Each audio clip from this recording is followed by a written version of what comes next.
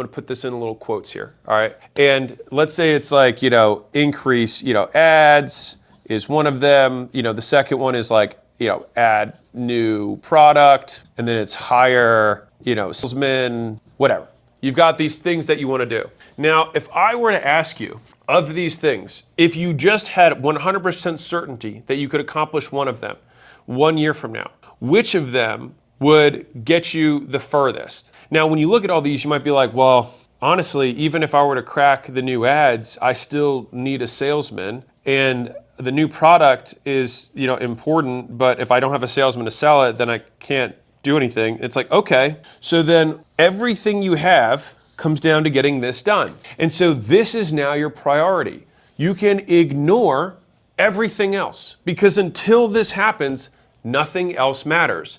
Now, I gave 2 examples that were contingencies. What if there are things that you could do in parallel? Like, well, what if I start to develop an app so that by the time I have my salesman, then I'll have something to sell? Well, the problem with this is just in my experience, is that like the parties, there's limited resources.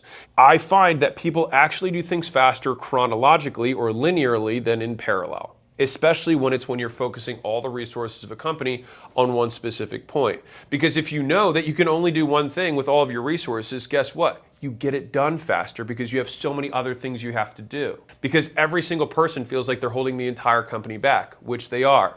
But what happens when you pursue multiple things is that no one feels like they're holding the entire company back, and then nothing gets done. And so this is why you feel so busy. You're trying to host all these parties at the same time. So let me explain why it's actually keeping you broke. What you have to realize is the real cost of change. So let's say that this line represents your normal revenue in the business, okay? If you do a change in the business, then you're almost always going to incur the cost of change, right? The business is going to go down. My estimate is that whenever we do something new, we lose 20% right off the bat before we get to realize any potential, not guaranteed, upside from that change. And so what's interesting though is that many entrepreneurs hear this and think, okay, well, I'm willing to risk this 20% decrease because maybe I'll get a 10% increase on whatever, on the other side of this. It's like, yeah, but for you to do you want to have a guaranteed 20 for a potential of 10? It's not a trade I would make. And so what ends up happening is that you end up realizing that the vast majority of tests you just shouldn't do.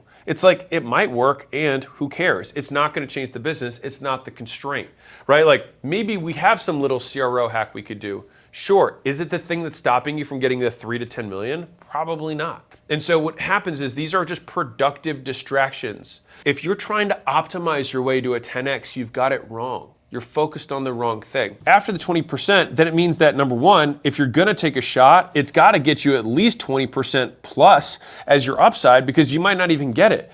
And so for me, this is my rule of thumb. I need at least a 20 on the top side so that I'm willing to take a guaranteed 20 on the downside.